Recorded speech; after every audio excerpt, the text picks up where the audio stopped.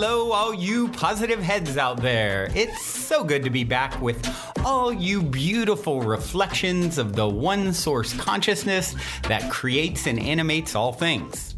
If you're new to this podcast, of course, we are super happy to have you here, and we just ask that you bring an open mind and heart to your listening experience and to be prepared to explore vantage points that I'm convinced will help shift or solidify your current understanding of the ultimate nature of reality. While listening, you'll be exposed to inspiring, empowering, and unifying perspectives that I'm highly confident will yield stellar results in your life if you opt to try them on for size. Also, at optimistic.tv, we have officially begun releasing the first few episodes of our new late-night style, consciousness-elevating video variety talk show, Optimistic, which features live visionary art, soul share interviews, retreat guests here at the Mystic Manor, as well as live musical performances.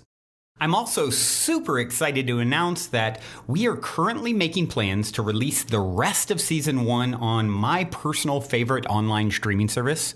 So stay tuned to optimistic.tv to follow the unfolding development of this exciting Optimistic expansion, as we'll be posting more info and release dates there soon.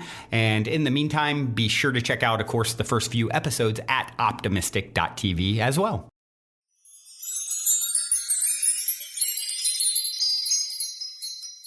All right, all you positive heads, welcome, welcome. Here we grow again. It is a magical Monday here in the studio as I record.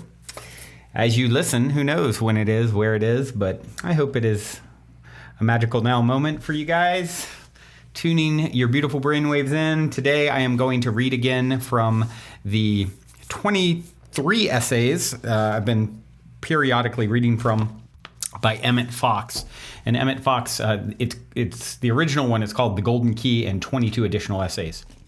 And for those of you who've been following along with this, they're very, very short, but very powerful, potent, perspectives from like 1931. He wrote this. And I came across Emmet's work after a very powerful dream I had a few months ago with a download on this new book that I'm almost done writing. I've been writing every day. It's just been like flowing out, and so much synchronicity around it. Like literally, I haven't been sharing a lot of it, but it's been next level. I mean, even, the last 2 days, it just keeps unfolding. And that's how I found the Golden Key. Because that's what the name of my new book is going to be. And then, there's a lot of overlap with what Emmet was doing 100 years ago and what my idea is for kind of gamifying the book and everything like that. So I decided, then a reader urged me to read the rest of the essays and thought they would be perfect on the show. And they were right. They're really, really good. And so today I'm going to read a couple of them, just see how they're all very short. And then just, I'm going to give some feedback and insight on what we've just read. The fun thing about this is I haven't read ahead. So I've just been kind of reading with you guys and then kind of sharing in real time my perspectives on what Emmet broke down in his essays.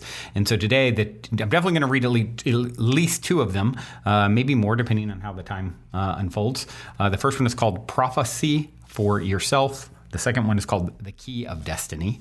And we'll see how those go after I read them and how far we get, and kind of just play it by ear. I like to plan as little as possible, so in case you haven't noticed.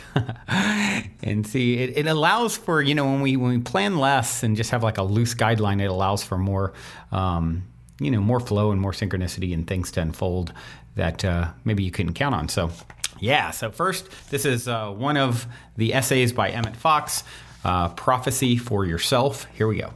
Thoughtless people sometimes say that our affirmations and meditations are foolish because we state what is not so.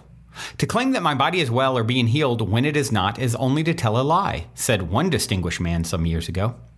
This is to misunderstand the whole principle. We affirm the harmony that we seek in order to provide the subconscious with a blueprint of the work to be done. When you decide to build a house, you purchase a vacant piece of ground, and then your architect prepares drawings of a complete house.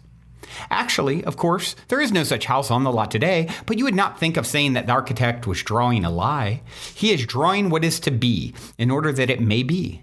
So we build in thought the conditions that will later come into manifestation on the physical plane. To wait like Mr. Macabre for things to turn up is foolish, because you will probably die before they do so. What is your intelligence for if not to be used in building the kind of life that you want? Very primitive men in prehistoric times rejoiced when they found food growing anywhere, and then they waited, perhaps for years, until they happened to find another crop. Today, we use our intelligence and plant in good time the actual crops that we want, in the amount that we may consider necessary.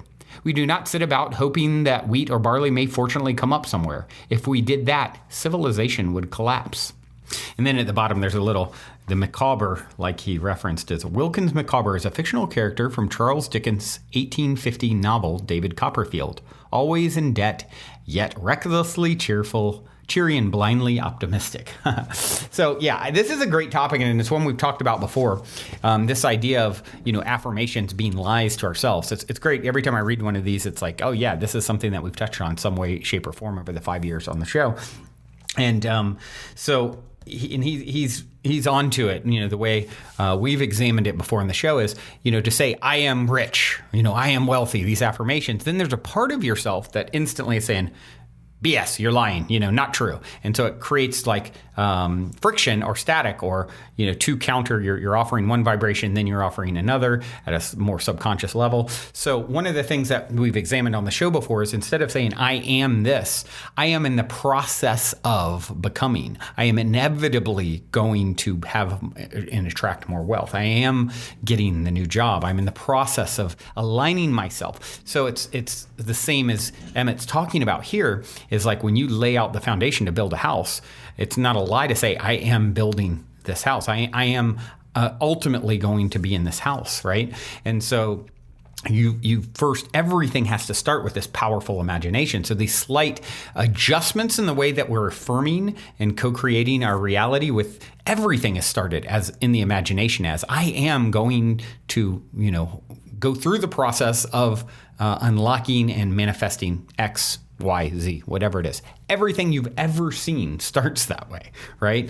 So don't get too caught up on, yes, be it to see it, right? As I often say, be it vibrationally and feel what it'll feel like. It's okay to play, use that powerful imagination that we were taught to shut down to create more of what we want to see in our world, right? And having the right perspective on it is going to make all the difference to prophesying, prophesying,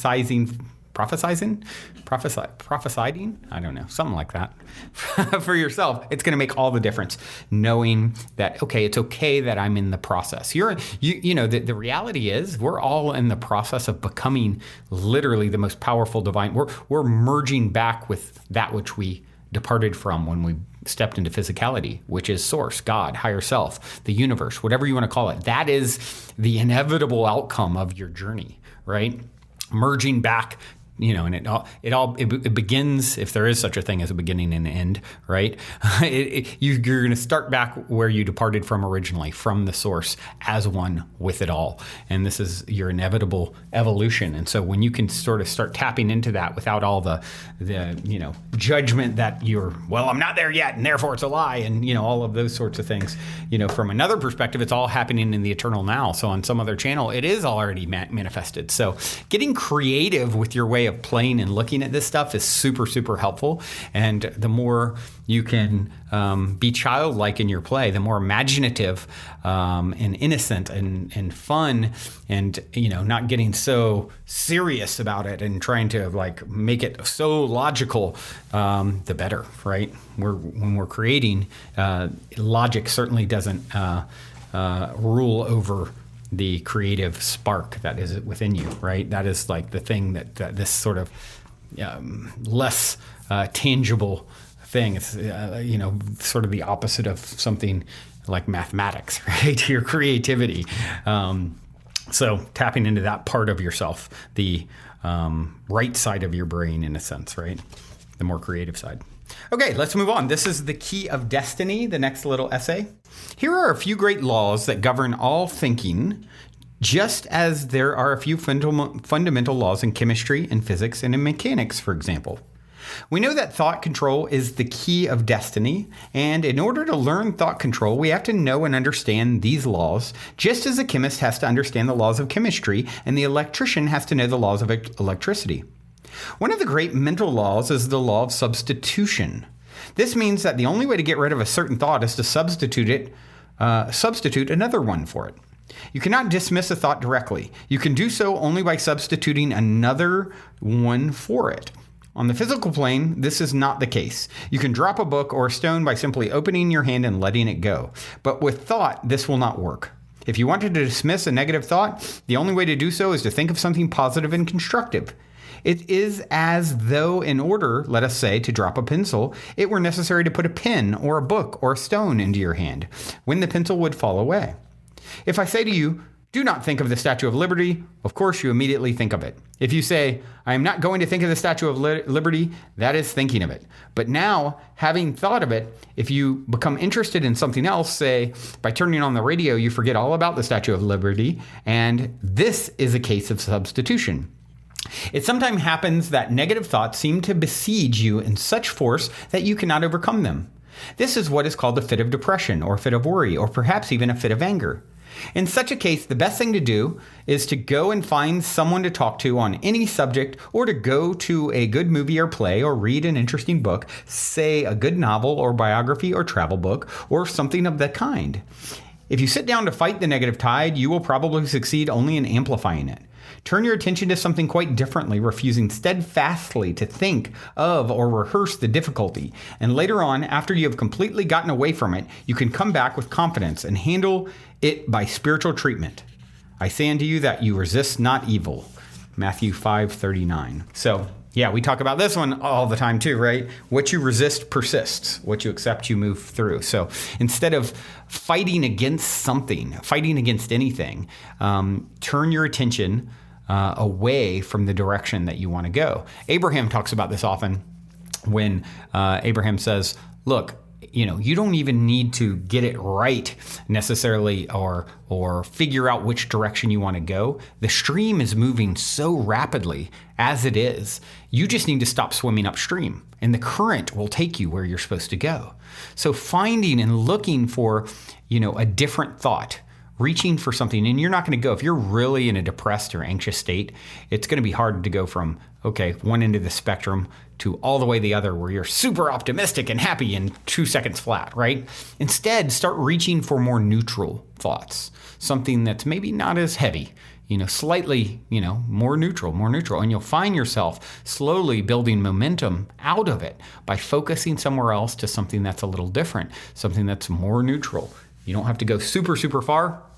Instead of saying, nope, the water's not hot, it's cold, you can start focusing on, maybe the water's just, sort of warm, right? It's in between. It's not one or the other. And focusing and finding ways to reach for those neutral thoughts. Stop resisting. Finding something to distract your attention. So often we get so caught up on these thoughts and things, and really what we need, most of all, there's nothing hardly a good night's sleep doesn't fix. For me, what I found is if I'm under-rested, it makes everything more challenging.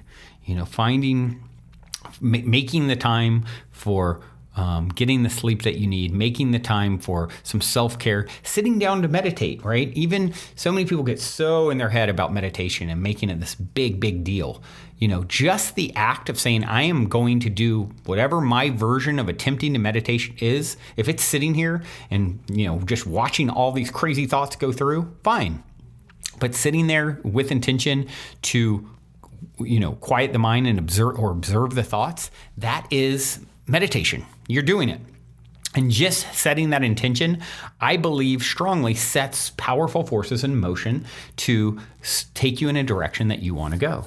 So take 5 minutes. You don't have to eat an elephant in one sitting, right?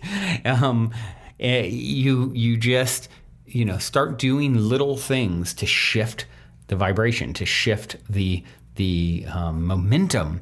And that's really what a lot of times depressed states and negativity and so forth is just, is just momentum that's just built up, and you're just continuing to play along. You're believing that your thoughts are you. Instead, if you can create that separation by just observing them, it's going to be super, super helpful. All right, we got another. I'm going to do one. We got time for one more. This one's really short. It's called the law of circulation. The law of circulation is a cosmic law. That means that it is true everywhere and on all planes. The law is that constant rhythmical movement is necessary to health and harmony. Now, the opposite of circulation is congestion, and it may be said that all sickness, inharmony, or trouble of any kind is really due to some form of congestion.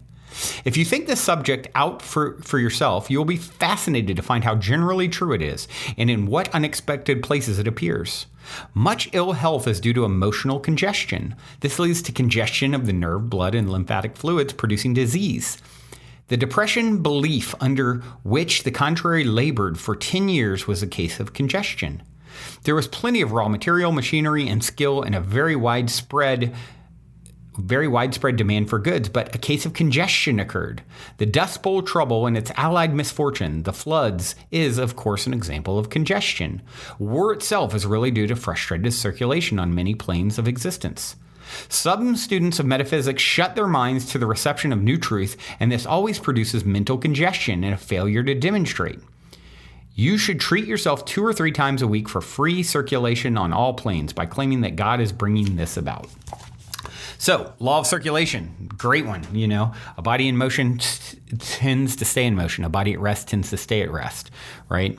That's physics. So, another great thing. You feeling, off, depressed? It's amazing what getting proper sleep, sunlight, and just moving your body will do.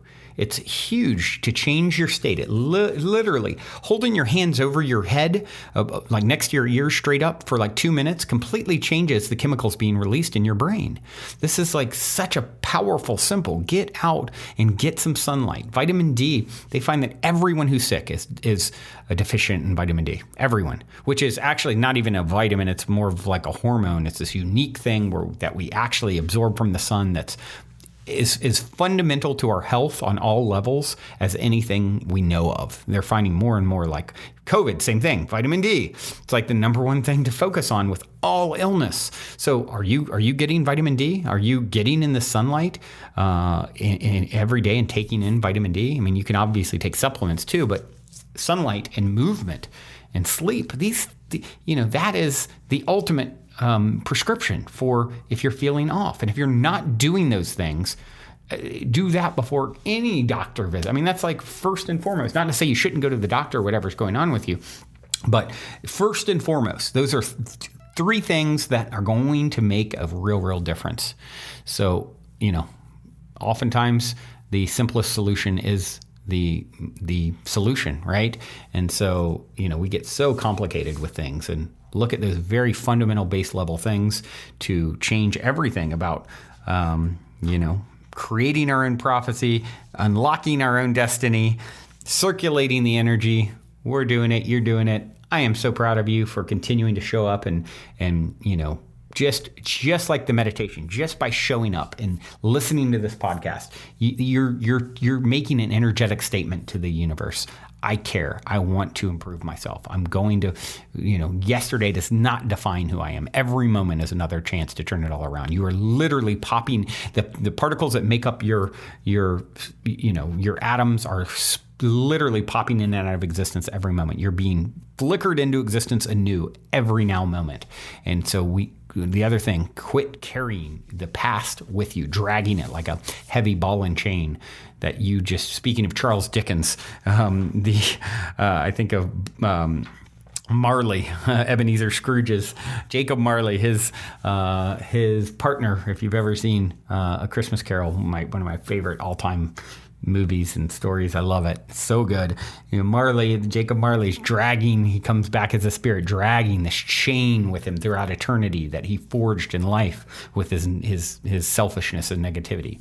And a lot of us are doing that now. We don't need to be ghosts to be dragging the Marley-esque chain forward. You're doing it now, and just put that down. It's not necessary.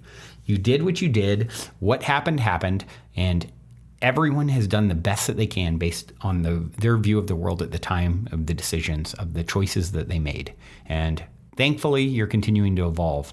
That is, to judge yourself for something that you did a day ago, a week ago, a month ago, a year ago, 20 years ago just doesn't make any sense when you understand that you're a constant evolving soul and being, and you're shifting rapidly. Your perspective is expanding rapidly. Just look at how much your perspective has changed in the last year, much less 5 years, right? And that's going to continue. So go easy on yourself. Be kind to yourself. It's the greatest act you can really commit is kindness and self-love. Another key part of all of this, right? Speaking of love, a reminder, of love is this song by Trevor Hall, who was on the show many months back. If you want to check out his music, if you haven't, you're in for a treat. This is a remix of the song Reminder by East Forest, Trevor Hall, the primary artist here. If you like it, you might want to go back and check out my interview with him, Soul Share with him, maybe a year or so ago. Till next time, hope you enjoy this reminder. Journey well. Love you so, so much. Also, before we cue up today's song, I wanted to remind you about the game with the universe on our website, where you can choose the first number that comes to your mind, and it'll pull up that episode number of the podcast. I've been saying this is a great way to co-create synchronicity and magic with your higher self for quite some time. And if you go to positivehead.com/universe, there is a super fun and simple interface to play this game with your higher self. I firmly believe just by setting the intention to play in this way, it opens up the door for magic, and it's a synchronistic way to hone in on nuggets of wisdom out of the huge catalog of episodes that are specifically appropriate for you at this time in your journey to becoming the next greatest and greatest version of yourself.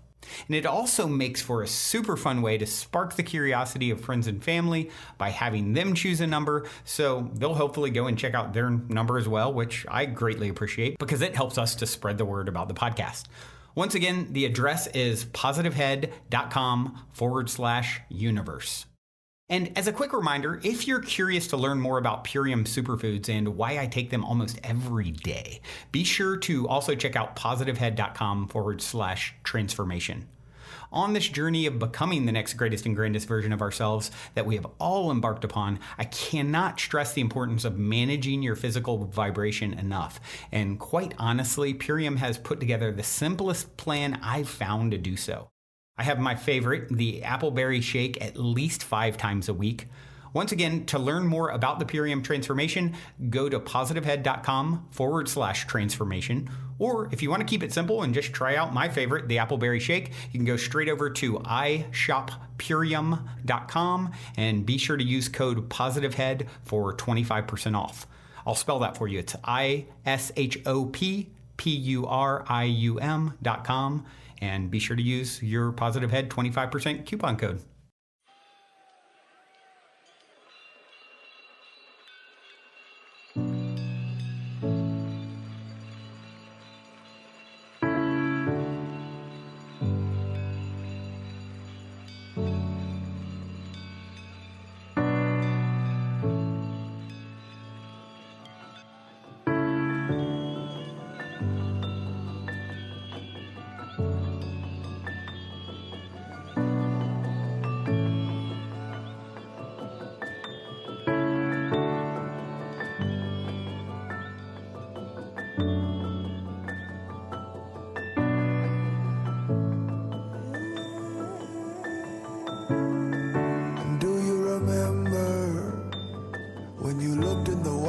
Saw your reflection, the embers.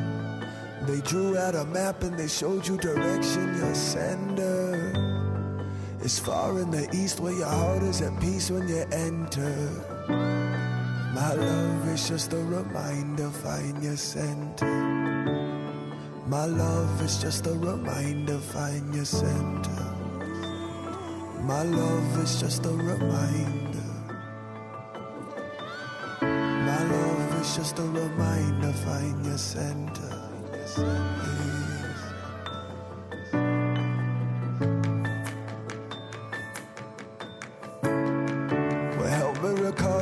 morning, sunlight at dawn, and cracks on the floor, well, it served as a warning. Everything's changing, I'll rearrange it. So familiar, so amazing. Hopped in the car, drove through the mountains, cows in the street, prayer beads you were counting. There was the river, eternal giver, flowing forever. Remember, find your center.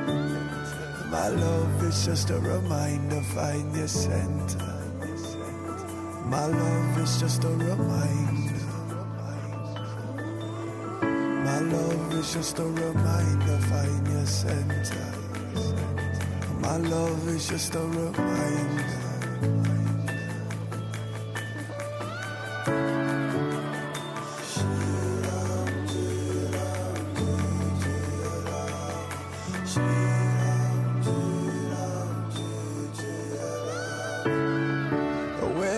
Lost your way, colors start to fade. Take a look within, find your offering. Hold it to the sun, let your spirit run. Remember, remember, find your center. My love is just a reminder, find your center. My love is just a reminder. My love is just a reminder, find your center. My love is just a reminder.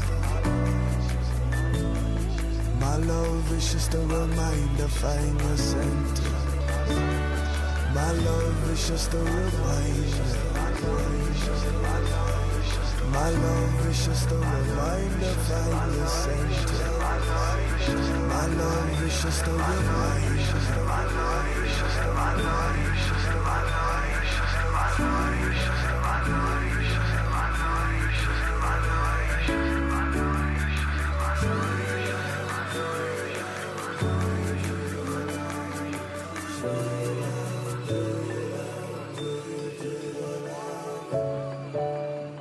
Yeah.